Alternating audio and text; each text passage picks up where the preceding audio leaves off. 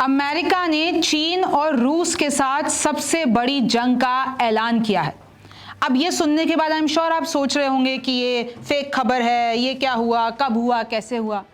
तो अब मैं आपको बता देना चाहती हूं कि जो अमेरिका ने नया ऐलान किया है उसके लिए अपने साथियों को भी बुला लिया है और अब आपको ये जानना है कि इसका असर भारत पे क्या पड़ेगा। रिमझिम के 5 पॉइंट्स में सबसे पहला पॉइंट हमारा यही रहने वाला है, एंड ओनली ऑन फैक्ट्स। मैं ये बात बता देना चाहती हूँ, यूएस ने चीन जंग के लिए 2 देशों को बुलाया है।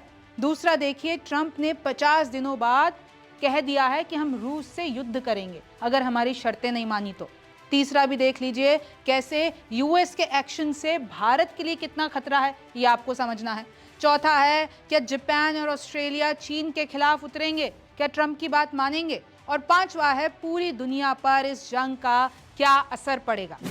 नमस्ते, मेरा नाम रिमझिम जेठानी है और आप रिमझिम के 5 पॉइंट्स देख रहे हैं। सबसे पहले आप ये फाइनेंशियल टाइम्स की रिपोर्ट देखिए कि अमेरिका ने मांग की है अपने साथियों से, अपने एलाइज से, यानी कि जापान और ऑस्ट्रेलिया से, कि वो ये बताए कि अगर कल को अमेरिका चीन के साथ जंग करता है ताइवान के खातिर, तो क्या जापान और ऑस्ट्रेलिया उसका साथ देंगे, उनका रुख क्या होगा।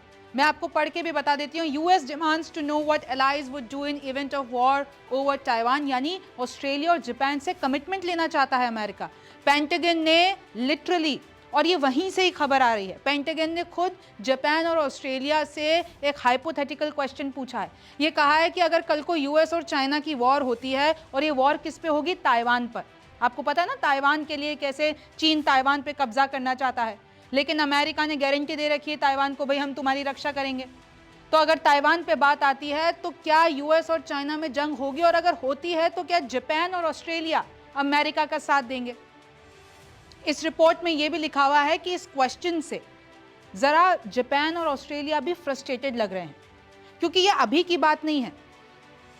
आप देख लीजिए कि एल्ब्रिज कॉल्बी, जो कि यूएस के अंडर सेक्रेटरी हैं डिफेंस पॉलिसी में, उन्होंने जापान और ऑस्ट्रेलिया से बार बार वो पूछ रहे हैं, और अभी से नहीं महीनों से पूछ रहे हैं कि बताइए अगर ऐसा कुछ होता है तो आपका रुख क्या होगा, आप लोग क्या करेंगे। और फिर आपको पता है जापान और ऑस्ट्रेलिया का जवाब क्या आया। जापान की डिफेंस मिनिस्ट्री ने कहा कि अभी हमारे लिए बहुत मुश्किल है इसका आंसर कर पाना, ये एक हाइपोथेटिकल क्वेश्चन है। ताइवान इमरजेंसी जब आएगी तब हम देखेंगे कि हमारा कॉन्स्टिट्यूशन क्या कहता है, इंटरनेशनल लॉ क्या कहता है, डोमेस्टिक लॉज और रेगुलेशन। अभी हम कैसे बता दें भाई अमेरिका को कि हम तुम्हारे साथ खड़े हैं, और साथी हैं ये लोग। जापान, आप लोगों को भी पता है कि कितना बड़ा साथी है अमेरिका का। ऑस्ट्रेलिया की डिफेंस इंडस्ट्री ने ये कहा है किस तरीके से, एकदम इनकार कर दिया, कमिट करने से इनकार कर दिया कि देखिए हम लोग अभी ये नहीं कह सकते कि हम अपने ऑस्ट्रेलियन ट्रूप्स को भेज देंगे, कि अगर यूएस और चीन की जंग होती है ताइवान के ऊपर तो हम हमारी सेना भेज देंगे। हम कैसे अभी इस बात को कह सकते हैं। हाँ, जब ऐसी सिचुएशन आएगी उस वक्त जो सरकार होगी वो इस बात का डिसीजन लेगी। तो आप देख रहे हैं कि कहीं ना कहीं खुले तौर पर समर्थन करने के बजाय इन लोगों ने थोड़ा डिप्लोमेटिक आंसर दिया है। और देखिए अब ट्रंप की धमकियां देखिए, एक तो ये हो गया आपका ताइवान वाला। ट्रंप ने ये धमकी दी है कि अब मैं यूक्रेन को और ज्यादा हथियार भेजूंगा। अगर रशिया ने 50 दिन में ये यूक्रेन रशिया की जो वॉर चल रही है उसमें सीज फायर नहीं किया, तो ट्रंप कह रहे हैं कि मैं यूक्रेन को और हथियार भेजूंगा। और अगर 50 दिनों के भीतर रशिया ने सीज फायर नहीं किया तो मैं रशिया से टैरिफ वॉर करूंगा, यानी उनके ऊपर टैरिफ्स लगा दूंगा। मैं आपको साफ बता देती हूँ, ये देखिए कि कैसे एक पूरी प्रेस कॉन्फ्रेंस हो रही थी, उसमें खुद अपने मुंह से ट्रंप ने ये बात कही है कि 50 दिनों में अगर रशिया नहीं रुकता है तो मैं उससे टैरिफ की जंग करूंगा। और देखिए अब अमेरिका के लिए भी ये यूटर्न है। पहले तो अमेरिका ने यूक्रेन के हथियार रोक दे दिया, अब जब वापस से चीजें बेहतर हुई हैं तो अब अमेरिका ने फिर से यूक्रेन को हथियार देना शुरू कर दिए। Pentagon announce it would be pausing weapon shipments to Ukraine. पहले इन्होंने यही किया था ना, आपको पता है ना भाई, जेलेंस्की को कैसे व्हाइट हाउस बुलाकर ट्रंप ने बेइज्जत किया था। लेकिन अब यूक्रेन को हथियार दे रहे हैं।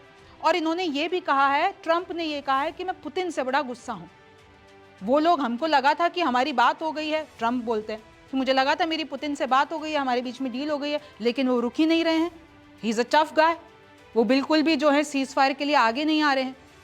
तो देखिए कैसे ट्रंप ने थ्रेटन किया है रशिया को कि अगर यूक्रेन वॉर नहीं रोकोगे, नहीं सोल्यूशन निकालोगे 50 दिन के भीतर भीतर, तो मैं तुम पर टैरिफ लगा दूंगा। और सिर्फ रशिया को धमकी नहीं दी है ट्रंप ने उन देशों को भी धमकी दी है जो रशिया से व्यापार करते हैं।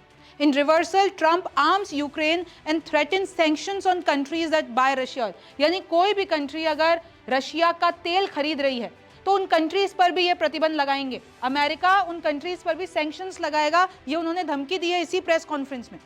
और देखिए कैसे रशिया की तरफ से भी बयान आया है। रशिया के जो मेदवेदेव हैं उन्होंने कहा था कि हमें कोई जो ट्रंप के थिएट्रिकल अल्टीमेटम है हमें उससे कोई फर्क नहीं पड़ता है।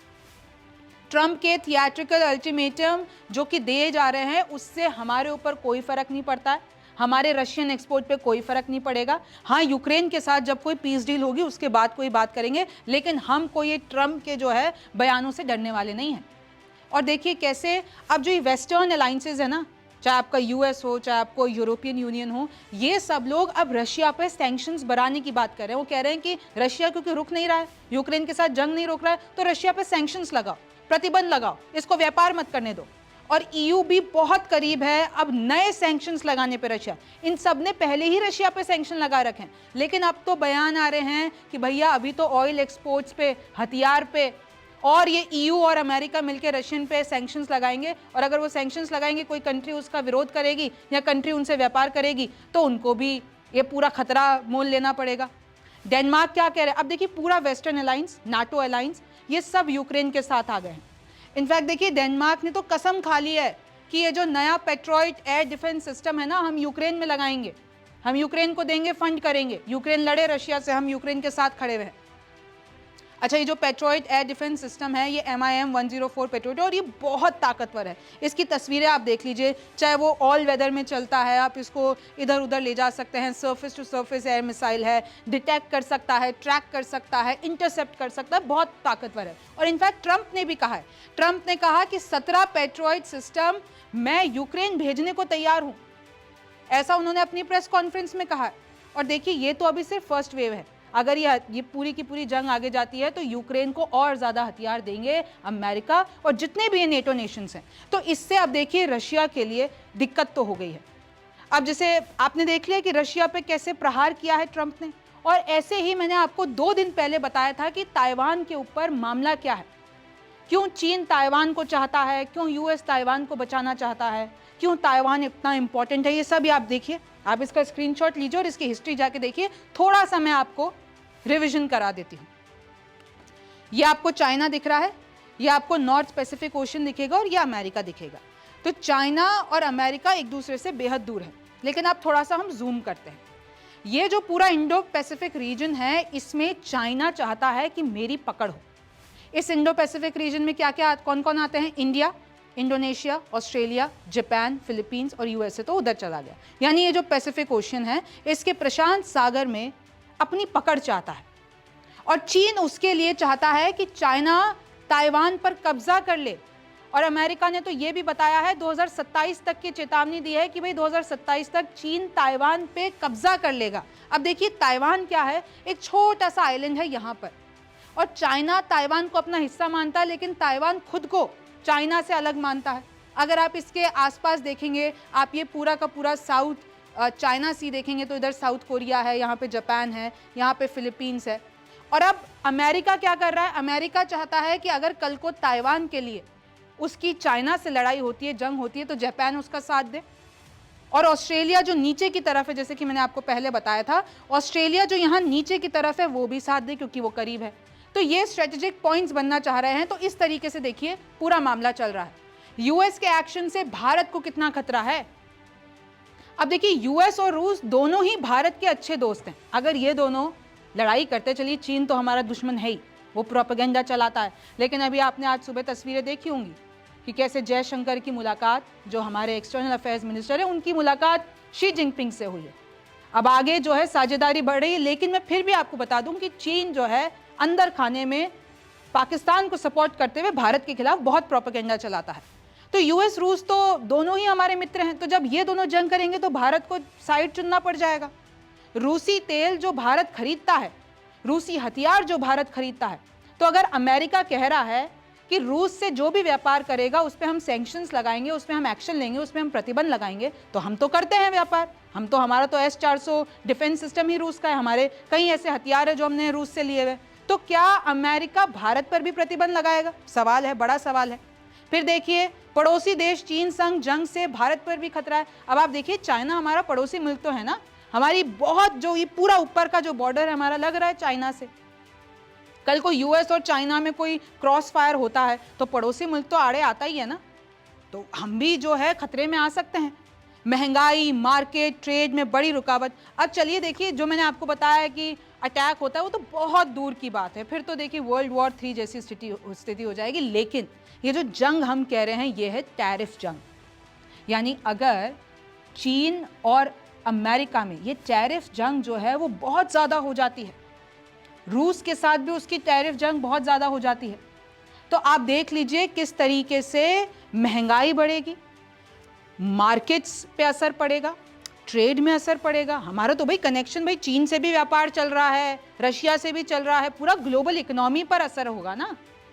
कल को ये ताइवान के ऊपर जंग छिड़ गई, सबने देखिए कोई भी छोटी मोटी जंग होती है यूएस तो जुड़ ही जाता है। भारत पाकिस्तान में उसने वो कह रहा है कि मुझे क्रेडिट दे दो। फिर अमेरिका जो है इजराइल और ईरान के बीच में कूद गया, अभी ताइवान के लिए मामला चल रहा है। तो बहुत सी ऐसी चीज़ें हैं जो कहीं ना कहीं खतरे में डाल देगी पूरी दुनिया को।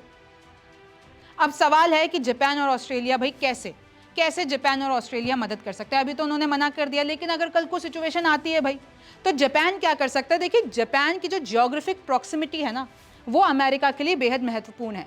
ताइवान से सिर्फ 100 किलोमीटर दूर है जापान, और जापान में यूएस के पूरी दुनिया में उतने बेसेस और रिसोर्सेज नहीं है जितने उसने जापान में छोड़ रखे। जापान उसका बहुत अच्छा खासा बेस्ट फ्रेंड है, आप ये मान लीजिए।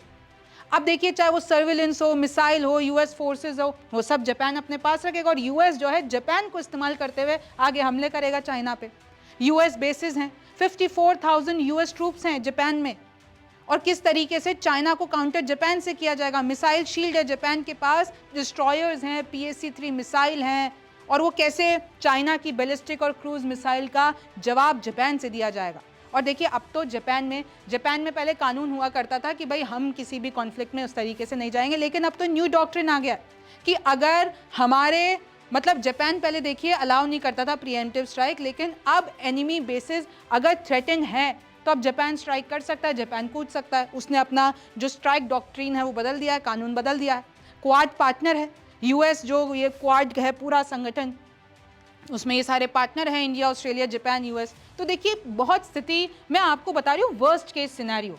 कल को ऑस्ट्रेलिया क्यों अमेरिका के लिए इंपॉर्टेंट है, स्ट्रेटेजिक बेसिस हैं यूएस के, ऑस्ट्रेलिया में स्ट्रेटेजिक बेसिस हैं, और किस तरीके से एक ऑकस पैक्ट है जो कि यूएस, यूके और ऑस्ट्रेलिया के बीच में है, न्यूक्लियर सबमरीन टेक को लेकर, एआई को लेकर और साइबर वॉरफेयर को लेकर। और आज की जंग कैसे होती है, इन सब के भरोसे ही होती है। कोई भी अगर न्यूक्लियर पावरफुल देश है तो सबसे पहले यही आशंका होती है कि न्यूक्लियर जंग, फिर जो बैकडोर से चलती है वो चलती है एआई और साइबर वॉरफेयर।